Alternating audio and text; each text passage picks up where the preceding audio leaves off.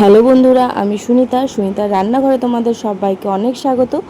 আর আজকে কিন্তু কোনো রান্নাঘরের ভিডিও না, আজকে খুব টমেটো মাখা খেতে ইচ্ছা করছিল, তাই আমি পাপড়িকে বললাম যে পাপড়ি একটু টমেটো মাখা খুব খেতে ইচ্ছা করছে।